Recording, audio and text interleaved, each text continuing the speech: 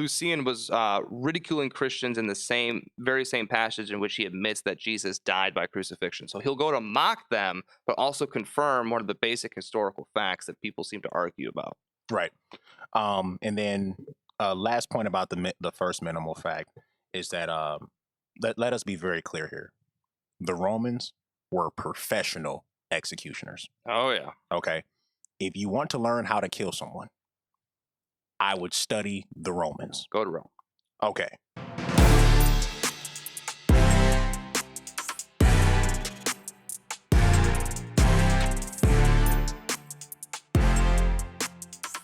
Ladies and gentlemen, welcome to yet another episode of the Identity Christ Is podcast, where we attempt to give an answer for the hope that lies within us, yet doing so with gentleness and respect. I am your co-host, Jalen Thompson.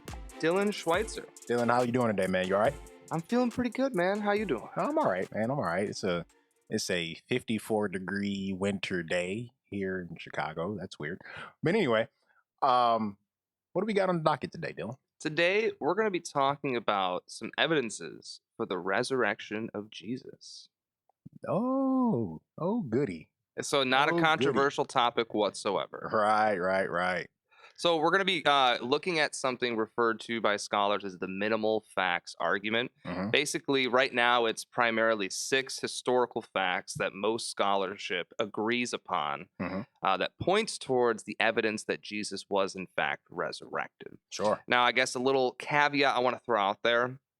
It's not like you accept these 6 facts and all of a sudden we're going to see you down at the altar next Sunday Mhm. giving your life to Christ. That's not really the point of the argument. Mhm. It's just to kind of lay out some historical facts that seem to point towards that conclusion. And then we're also going to talk about why the naturalistic theories that are out there do not fit. And we're going to actually talk about one of them today, the hallucination theory, and why we don't think that's a good answer for why we have the historical record that we do. Yeah, absolutely. So obviously, where we find the accounts of the resurrection of Jesus, they're found in the Gospels. According to Matthew, Mark, Luke, and John. So 4 total. And obviously, someone dying and then coming back to life would be considered a miracle. Right. It does not happen often. It, as a matter of fact, doesn't happen ever unless it is a miraculous feat. Right. Which is part of what makes it a miracle. It doesn't happen often, right? Mm-hmm. So before we dive into the documents themselves, let's first talk about miracles kind of in general. And what is a miracle? Yeah, exactly. Right. So I would define a miracle as an event which lies outside of the causal powers of nature at the particular place and time of its occurrence. Okay. So I guess an example of that would be if I were to throw an apple into the air, 10 times out of 10, that apple, without any interference, should come down and hit the ground. Right. Let's say 1 time out of those 10, I throw it in the air and it stays in the air. Yeah, we'd need a pretty good explanation for that. But that will be considered a miracle. Yeah, I guess in the simplest sense, yeah, I could totally see that. I want it to go simple. Right. So in the simplest terms, that would be considered a miracle, because that would be a act of God intervening into natural space, matter, and time, and an event occurring, or him orchestrating an event that otherwise would not normally happen. Sure. And so that's what we have with the resurrection of Jesus, not the death of Jesus, so to speak, but the resurrection of Jesus. Absolutely. All of us who are human, we all have a date with death. Right. And then a poor example of a miracle would be like performing CPR on someone. We know that if someone is unconscious and if we were able to resuscitate them with oxygen and 30 pumps to the chest, that will naturally bring them back. It's not a miracle if I perform CPR and save someone's life, though that'd be awesome. But it wouldn't make it a miracle because we know how it happened, why it happened, and all that. Sure. So if there's a naturalistic explanation that fits the bill, let's go with that. I'd say 100 times out of 100, you should try to find a naturalistic explanation for everything. But if we don't have a naturalistic explanation, what do we do? Exactly. So now let's get into the documents where we read about this resurrection, right? Why don't you go ahead and dig into that for us? What is that? So the primary sources that we have are the Gospels in the Bible. So Matthew, Mark, Luke, and John. And so liberal scholarship, meaning people who aren't professing Christians would be dating the Gospels anywhere from like Mark in the 60s, be Matthew and Luke in the 80s, and then John in the 90s. And when you say these numbers, you're talking about 60 AD, 70 AD. Nope, 1960, my friend. You're probably That's right. 2,000 years later, super reliable. Yeah, so it would be within the same lifetime as the eyewitnesses. Yes. We're talking about 70 AD, 80 AD, and 90 AD. Right. And so just to give a frame of reference, scholarship seems to point towards Christ being crucified in somewhere between 30 to 33 AD. Right. So that's where we'll find this information about this resurrection event, right? Obviously, but before we get into that, we have to first answer the question, are these documents where we find this information, are they even reliable, right? Right, yeah. Because, I mean, if they're not reliable, why are we using them? Exactly. So there are tests that you can use to test the historical reliability of any document of antiquity. There are 4 that I like to use. Actually, shout out to Pastor Cliff Nichole and Stewart from Give Me an Answer. You guys do a great job with this. And I want to talk about those 4 tests that can kind of help us to determine the reliability of any document of antiquity. Cool. So first test will be literary style. Sure. Right. How does the document read, or what was the writer? What style of literature or writing that the authors use to communicate whatever message they were trying to communicate, because that matters. In the 4 Gospels, we find historical narrative. Right now, let's say we were reading poetry, we should take it as such. If we're reading historical narrative, let's see, well, it's an example of historical narrative. The New York Times, the LA Times, where it's kind of very to the point and very succinct in terms of at this time, at this place, Jesus did this, said that. He went here, he did this, he said that. He went here, he said this, he did that. And that's kind of what you read in the Gospels. Okay. Second test would be archaeological evidence. Okay. Are the places that the document refers to, are these real places? Are these made up places? Like, for example, do we read about the island of Atlantis in the Gospels? Or do we read about places like Caesarea, Judea, Jerusalem, Bethlehem, Nazareth? And not only that, not just reporting that, but reporting accurate information about these places. Yes. And to an extreme fine degree that even archaeologists are using the Gospels, in a sense, to be able to find things in these areas, which is a little fun fact for you. Right. Third test will be internal consistency. These 4 documents, do they have an internal harmony about them that doesn't lead to massive confusion on part of the authors? Right. And in the 4 Gospels, you get that relatively seamlessly. You get different perspectives, but no contradictions. Internally, they are harmonious. Right. And, what's really interesting about that is I like to often think of it in terms of like a court case when we're evaluating evidences like this. Yep. And so let's say there was a gunshot around the block and someone was murdered and we had 3 eyewitnesses, right? We could say one guy might say the guy was wearing blue jeans and a striped red shirt. And there was 2 shots, and it was this guy. And then someone else could say, oh, it was a guy with blue corduroy pants and a red plaid shirt, and there was 2 shots in the shoulder, not the chest, and so on. And so you have these, you could keep going like that with the different eyewitnesses. And if you notice, the general details are accurate and consistent, but there is some minor differences in there. Now, if they all said the exact same thing to a degree, it gives a lot of evidence towards the concept of them corroborating and coming up with a sort of story or a lie.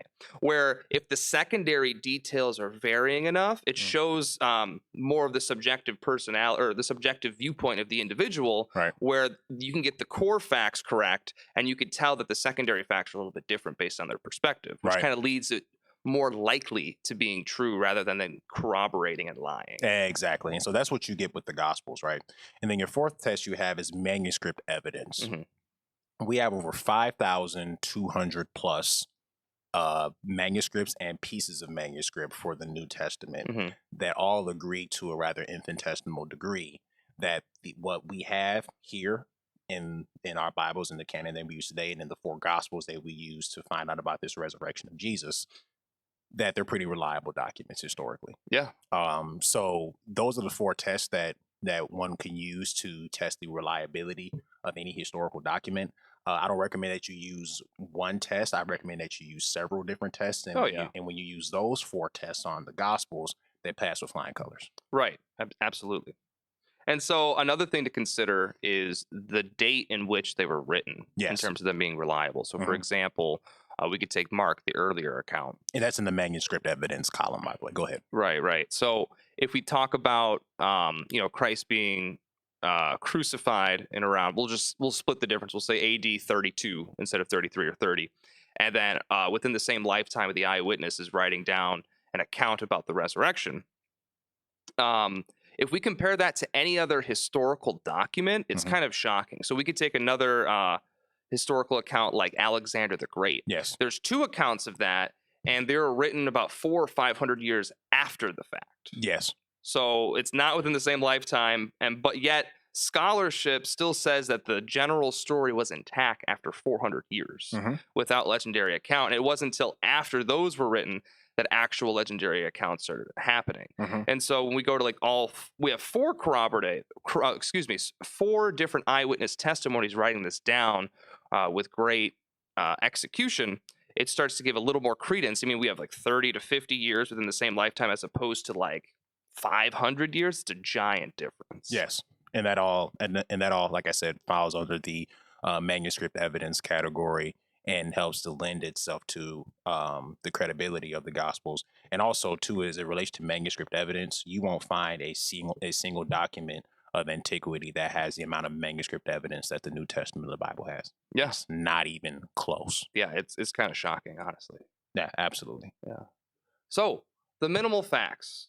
So I think one thing that would be nice if we just spit out all 6 and then we just take a few today to kind of unpack. Yeah. This can be a part 1. So we're going to take another podcast episode to dedicate to the other half of the minimal facts argument. But let's back up really quick.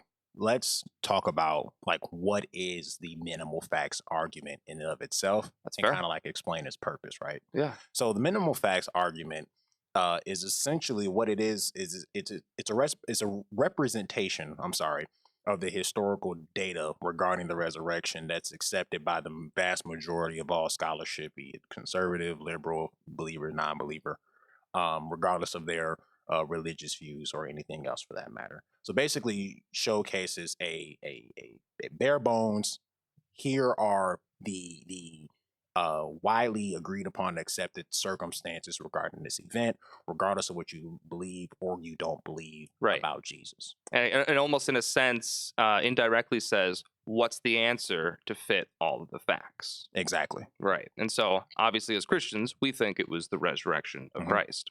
There are other naturalistic theories, but they don't seem to answer all of the historical data that we have and all of the minimal facts. Right.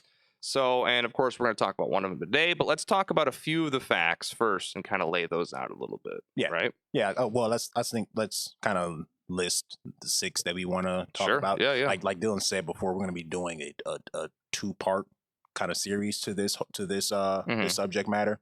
We're going to kind of go through a general list of all 6 today, and then we're going to divide them up to the first 3 in this episode and the next 3 in a part 2. And we'll also be including all of our links in terms of research and things like that. That'll all be included in the description. We encourage you guys to go beyond what we're doing here today and look into even more research, look into more evidence. Please don't take our word for anything. Please don't. Right.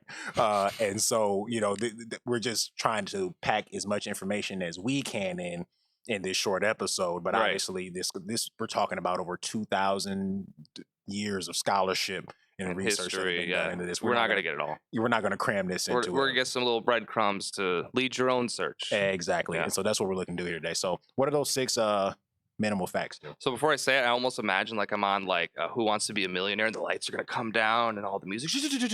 Right. All right. The 6 facts are 1, that Jesus died by crucifixion. That very soon afterwards, his followers had real experiences that they thought were actual appearances of the risen Jesus. Third one being that their lives were transformed as a result, even to the point of willing to die specifically for their faith in the resurrection message. 1 second, really quick. Not just their faith in it.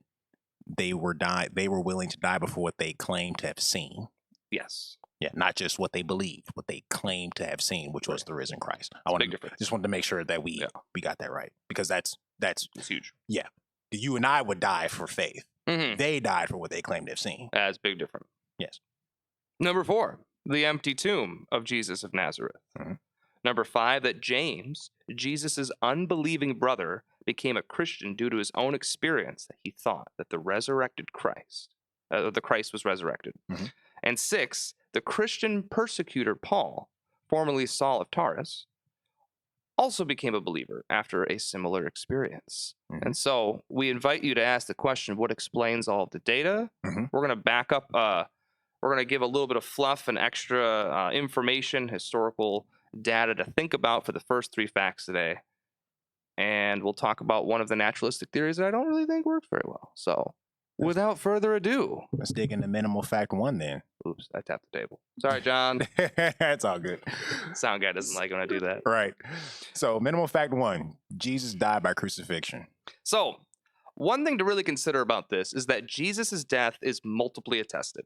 So what I mean by that, it's not just in the Bible that we know that Jesus was crucified. We have several historians at that time, within the same lifetime and within a lifetime afterwards, that document that this account happened. Just to list a few of them, we have Josephus, Tacitus, we have Mara bar Serapion. Oh man, these historians are going to kill me, man.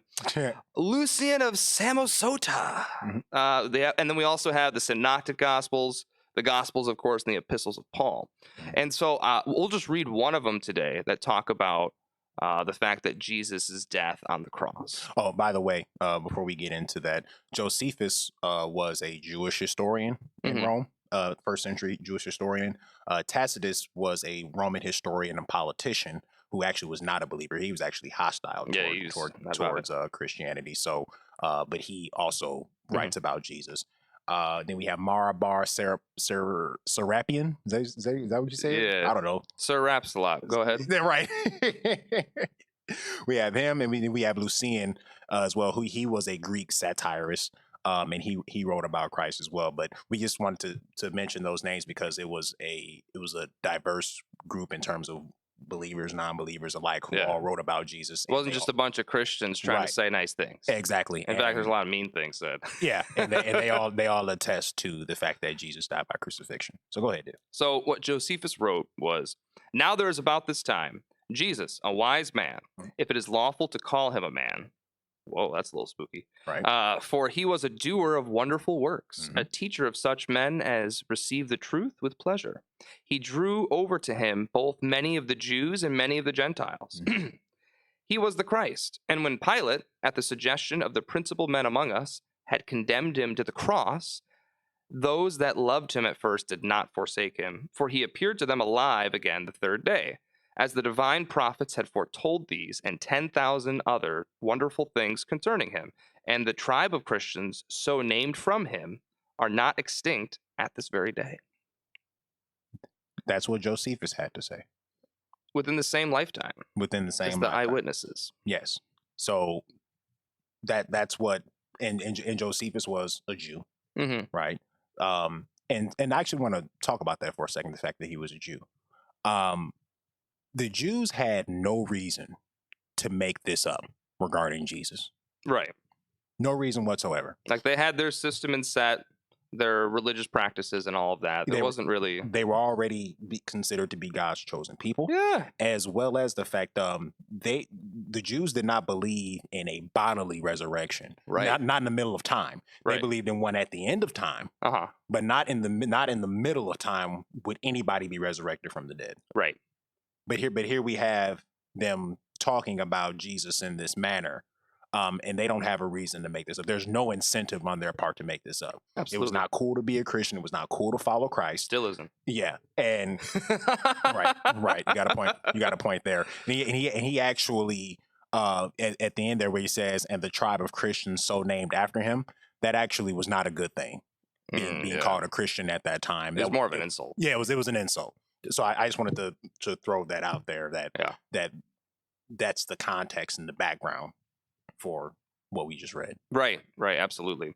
So not only was it multiply attested, but we have enemy attestation. Mhm. So we have people who were not only not Christians, but people that were fairly hostile and aggressive towards the concept of Christianity or Christians in general. Mhm. So when we have accounts from like Tacitus or Lucian of Samosata, they were not very friendly to Christianity. Mhm. In Tacitus' account, he actually calls Christianity a pernicious superstition. Mhm.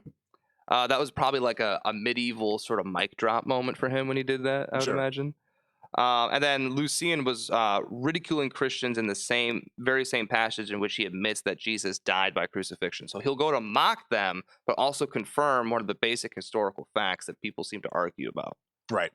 And then last point about the first minimal fact is that let us be very clear here. The Romans were professional executioners. Oh, yeah. Okay. If you want to learn how to kill someone, I would study the Romans. Go to Rome. Okay. Let us be very clear about that, especially as it relates to Roman crucifixion. So let's talk about how that even works. How does a person die from Roman crucifixion? So first and foremost, what they would do is they beat you. You receive what was called 40 lashes with this weapon called the cat of nine tails. Cat of nine tails was a whip that had multiple strips of what do you want to, I don't know what kind of material you want to call it. Like leather, or Sure, it'd be some kind of leather, but at the ends of the whip, there'd be tied shards of glass, shards of animal bone. Yeah, and then there'd also be these metal like balls tied to the ends of it too. And so the way that it would work is when these metal balls hit your skin, they would basically kind of like loosen up your skin. Mm-hmm. And then when the shards of glass and the shards of animal bone hit your skin, it would grip your skin. And then when they ripped it out, it rip off your flesh. That sounds awful. And you get hit with that 40 times by grown men. And that's just the warm up. Yeah, that's just a warm up. Now, mind you, most people would die in that process. It would rightfully so. Oh yeah. But most people would die before they even got hung on a cross. And this was also too, crucifixion was it was a humiliating, embarrassing, downright degrading way to die. You were also naked too, by the way. Yeah, a lot of times you were. Yeah, you were stripped naked, and a lot of times you were hung out on the cross. And if you weren't dead by the time you got there, you would essentially die from suffocation. Mm-hmm. Because the way that you're hung on the cross and you're kind of hanging there, it makes it difficult for you to breathe and get air into your lungs because you're on a cross with your arms stretched out. And then what they would do, because what people would do when they're on the cross, they would use their legs to push themselves up to get air into their lungs, and they would essentially keep doing that, and then eventually they'd be exhausted and they would die. But to speed up the process, they break your legs while you were on the cross. Oh yeah, and I think the worst, something that's awful, is your back is all torn up, so you're getting all these splinters on your back. Yeah, because this isn't fine wood that they're hanging you from. No. No, this is raggedy, splintered wood. This is downright grueling and disgusting. Probably the worst way to die, in terms of torture. But they break your legs also, and so now once your legs were broken, you can't push yourself up to get oxygen. So you essentially just suffocate. Yeah, I think that's the crazy thing. Not from blood loss, not from extreme pain or dehydration, but from suffocation after all of that is the way to go. Yes. That's the mind-blowing part for me. Yeah, exactly. And so let us be clear. Jesus died. Okay. He was crucified by the professionals. And of course, when they brought him down from the cross, his dead body with his guts laying out, they still stabbed him in his lung on his side. Yeah, that was before they brought him down too, actually. Oh, okay. Yeah, they did that before they brought him down, and you saw the blood separate from the watery serum, Mm-hmm. which is actually that's a sign of basically being what we would deem medically dead. Mm-hmm. Yeah. Yeah. So a little bloody, a little bit. A little bit. Yeah. So let's get into minimal fact 2. minimal fact 2. And that's that very soon afterwards, his followers had real experiences that they thought were actual appearances of Jesus. So in 1 Corinthians chapter 15, verses 3 through 8, there is a creed there. And this creed, some scholars date back to within months of the resurrection itself. And Paul writes it down here in Corinthians, in First Corinthians, not verse, but chapter 15, and you can tell when you read it that there's a bit of a rhythm to it. Yeah. That it's almost kind of like a chant, if you will, of some sort, some kind of uh I want to call it a secret code, like Boy Scout code. It'd probably be something you recite in the meetings that Christians at that time would have. Exactly. And so here's what Paul had to say. I'll read it here. For I delivered to you as of first importance what I also received, that Christ died for our sins in accordance with the scriptures, that he was buried, that he was raised on the third day in accordance with the scriptures, and that he appeared to Cephas, that's Peter, and then to the 12. Then he appeared to more than 500 brothers at one time, most of whom were still alive, though some had fallen asleep. Then he appeared to James, and then to all the apostles. Last of all, as to one untimely born, he appeared also to me. And if you read that on paper and you see that he did this, that it was this, that it was that, it has a rhythm to it that you can kind of tell it's been recited over and over and over and over again. Yeah. And so, like I said, most scholars date that back to with some months of, some would say it was come up with months within the resurrection itself. Like I said, but most say or it's 3 to 5 years. Either way it goes, that's extremely early. Yeah, and historical account. Yeah, an historical count, that's extremely early, and also is within the lifetime of the eyewitnesses themselves. Right. And so some also believe too that Paul actually received this creed from the apostles themselves and from Peter and James after his own conversion. Yeah, which would make a lot of sense. Yeah, which would make a lot of sense because he had direct contact with the disciples, and they obviously claimed to affirm seeing Jesus risen from the dead themselves. Right, and we at least know they had direct contact just from the Book of Acts alone with them coming together. Yeah, and Paul had an experience of a vision that they themselves didn't have. Paul obviously was not a follower of Christ at the time during his earthly ministry, right? He was actually quite the opposite. Oh yeah. And so he didn't get that experience that the disciples got, but he did have his own personal experience of seeing the risen Jesus, and that's actually what he mentions in the 8th verse of that creed, that lastly is one untimely born. Kind of alluding to the fact that, hey, I kind of missed the boat there, but he appeared to me. Yeah. Okay. Yeah, that's awesome.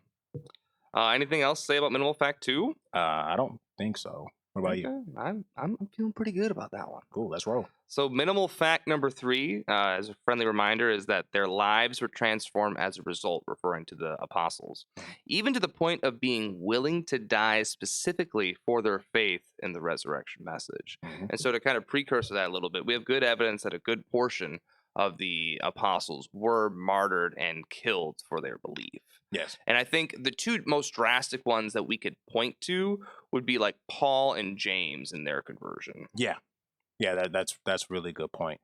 And also too, I want to kind of mention again that the disciples did not die for what they believed. They died for what they claimed to have seen. Right. They're dying for the claim of a historical event that occurred. Exactly. And that gives weight to the credibility of the event, because most people, when put to that kind of test, and we're not just talking them dying from some people by being killed by people they don't like or something like that. We're talking federal persecution, and their version of federal persecution, because it would be the Roman government for them, right? But in our day, it'd be the United States government or the FBI coming to your house and saying, we know where you live, we know what you do, we know your whereabouts, we know you're coming and you're going. No more Jesus, or you die. And not just die, tortured to death. That too. Yeah, because they died. It wouldn't just be like some injection like we kindly do today. Yeah. It would be a gruesome, bloody death. Yeah, crucified, burned alive. Nero got into a lot of that. And yeah, torturous ways to die. But when you think about that from a human psychology standpoint, just for a quick second, most people aren't willing to die for a lie that they made up. Mm-hmm. Vast majority. You won't, in a room full of 10 people, probably all 10. If they know they're lying, they're not going to die for it. Or we could even take it a step further. If I was being threatened by death for something I knew was true, but wasn't like a high stakes thing, like I stole the last candy bar or whatever, something a little more basic, it's like, fine, I'll say whatever you want, just don't kill me. Mm-hmm. You know what I mean? Mm-hmm. But I think it kind of showcases not only how powerful this experience was, but how important it was as well. Absolutely. That the truth does get out and they're willing to stake their lives on what they claim to have witnessed and seen. Right. And maybe a more prevalent example now, if you were to think about like the Watergate scandal with Richard Nixon. Okay. Yeah. Once the crap hit the fan, right, and it was found out that the lawyers had lied and all that stuff, they got a 3-month prison sentence. That's what they were offered. We'll give you 3 months in jail, and they said to that, absolutely not. We made everything up. We were lying. Here's what really happened. Jeez. That's for 3 months in prison. Yeah. Could you imagine if the Roman government, the perfectionists of the crucifixion method, came to you and said, stop with this Jesus stuff? Right. Or that'll be you on the cross next? Right. Come on, man. Yeah, that's nuts. You aren't doing that for a lie. Yeah. You're not doing that for a lie. Yeah, no, it's not worth it. So, yeah, I mean, not much else to say about that one. So, well, here's the thing, Jalen. If we could accept the 6 facts. Did you want to go into Paul and James a little bit more? Or? Oh, we absolutely could. I'm totally down. I just thought we were doing pretty good there. But, I mean, as we know with Paul, we could talk about how he not only persecuted Christians, but actually killed Christians. Mm-hmm. And then transitioned to someone who now was dying for Christ. Mm-hmm. Was preaching about Christ being raised and about instructing churches how to live in a Christ-like manner. This extreme switch in his personality and his behavior and everything is not really prevalent of someone who's just lying about something just because they think the message is good, especially on his previous behavior. Absolutely. And as far as how he died for Christianity, Paul was beheaded by the Roman government. That's what happened to him.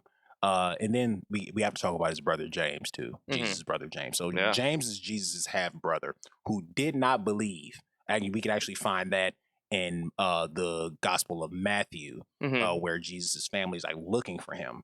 And based on that interaction, you can very much tell that that James was not a believer in Jesus during his time here on earth. Mm-hmm. Something happens though, where all of a sudden James, who's his half brother, grew up with him, spent all types of time with him, is now a believer in his brother. What would it take for you to convince your sibling that you died and rose from the dead? The silence speaks volumes. They'd have to prove it. They'd have to come back and show me. Imagine growing up your whole time being like, yeah, I'm God incarnate. Pfft, shut up, man. Just do the dishes. Right. Just be quiet. Right. Yeah, I would need something miraculous to prove to me that my little sister is the Messiah or my older brother or whatever. Yeah. Or what would it take for you to prove to them that you're the Messiah? Right. Or that you're going to die and come back to life? Like what? Just think about that. Because I mean, your sibling knows you. Mm-hmm. Know you better than most. Grew up with you, spent all types of time with you. We got in trouble together, all this other stuff, right? Right. And then all of a sudden, this guy who wasn't a believer, who may have personally known Jesus better than any of the disciples did, all of a sudden he's a believer now. Yeah. What would it take for something like that to happen? Something miraculous. Like a resurrection or something. I think so. Yeah, and he was also martyred for his faith in Christ as well, for what he claimed to have seen, because we find out in a I think it's 2nd century. I have to look that up for sure. It'll be in the description for sure. But James was actually thrown off a cliff and stoned. Jeez. And I believe that was by the Jewish council. I'll have to confirm that for sure, though. It'll be in the description because it's off the top of my head. It's not right. It's not clicking off the top of my head, but I do know that he was thrown off a cliff and stoned for his faith in Christ. Jeez, that's pretty heavy. I'm not talking about stones. Yeah, right.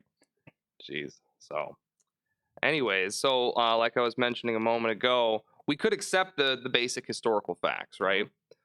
But I think it is good to try to posit a naturalistic theory to most things. In fact, everything in life, if you can. If one fits, that's probably the more likely conclusion. But is there a naturalistic conclusion that does fit the bill? So one of them that you'll hear a lot is that the eyewitnesses hallucinated the event. They thought they saw someone, or they thought they saw the risen Jesus, but it was just a hallucination. It was just in their mind. Sure. And so I don't think this theory works, and I have several reasons why. Go ahead. So the first one that comes to mind is the wide variety of appearances and the times and dates with that. So we have men and women with varying mindsets and views from the eyewitnesses, all believing that they saw Jesus, both indoors and outdoors, and by itself proves an insurmountable barrier for hallucinations. Why is that? Well, hallucinations, by definition, are a subjective experience. So it's something the individual has that other people don't. Right. And so, for not just one individual, but like 12 individuals, and we don't even have to appeal to the group of 500 people. We don't even have to do that. We could point to it, but it's not even necessary for the argument. You could just take just the 12 people that claim to have seen the risen Jesus, right, and they all attesting to the same thing. And I think that is a huge problem because, again, they're subjective experiences. They can't all claim to have seen the same thing. You know what I mean? Right. Seen the same thing in the same way as well. How he appeared to the 12 in the room and all of them seeing the exact same thing. That's not how hallucinations work. Right. And hearing in that hallucination, hearing whomever they hallucinated about say the exact same things. Yeah. Like I hallucinated the same thing you hallucinated at a different time and place. And he said the exact same thing.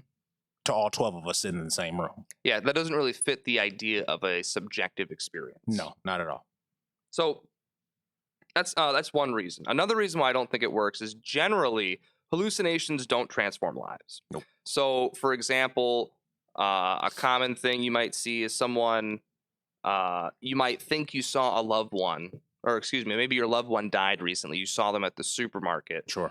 You might think, oh my God, that's my loved one. But once you are presented with different evidence that that's not the case, usually people are cool with that. And not only that, you're not going to transform your whole life on what you thought was a hallucination. Right. So that's something kind of big to kind of consider. Another thing was we've already kind of talked about. Paul was a persecutor of the church after what he believed to be an encounter with the risen Christ. Right. And he then devoted himself to Christ. It is unlikely that someone in that position in their life and that sort of mindset would have the same subjective hallucination to followers of Christ. It would be more likely that he maybe had some hallucination, but it was something radically different. Yeah. And this hallucination convinced and convicted him so that he dies for Christ. Yeah. And so that kind of ties into the previous one. Yeah, that's a really tough ask. Yeah, that's a high intellectual price tag, they say. Right. It's really hard to buy. Right. So another reason why I don't think it works is hallucinations. They don't just come and go. So, for example, we have the a documentation about the hallucinations during a strict 40-day period, and then they don't happen after that. Hallucinations typically aren't tied to a time clock or anything like that when the eyewitnesses are specifically talking about seeing him for that 40-day period. Yeah. Right. Yeah. So, again, that's another reason why I don't think it works. And then the fifth reason that I don't think it works is because if the appearances were hallucination, then Jesus' body should have been located safely and securely in its grave just outside the city in Jerusalem.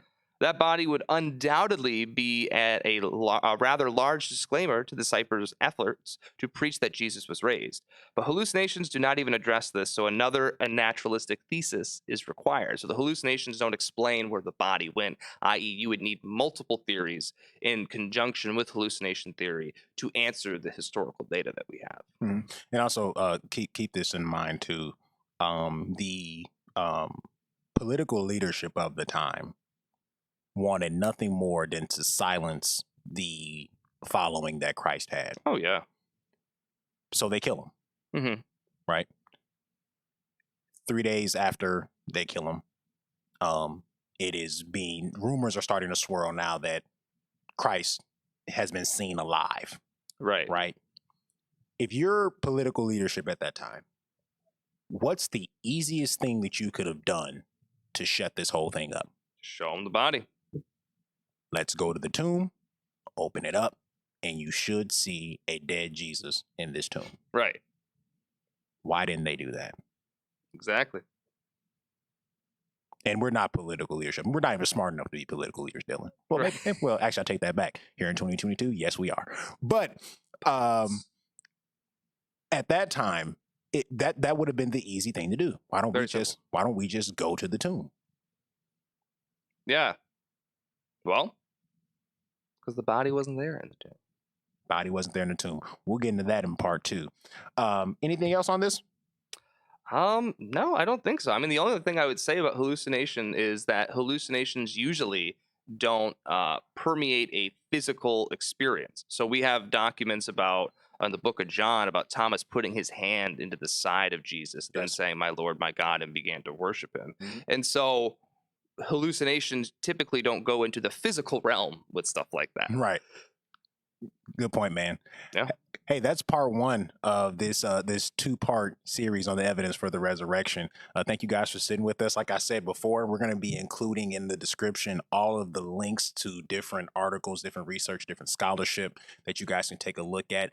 Please take what we have in the link in the description and go even further than that. There are 2,000 years worth of scholarship done on this subject matter, maybe even longer than that. Yeah, 40 minutes isn't enough. Not even close. So go take a look at that, dig into that. Thank you for your time. Like and subscribe to our YouTube channel. Like and follow us on Facebook. I am your co-host, Jalen Thompson. Dylan Schweitzer. And as always, for the kingdom.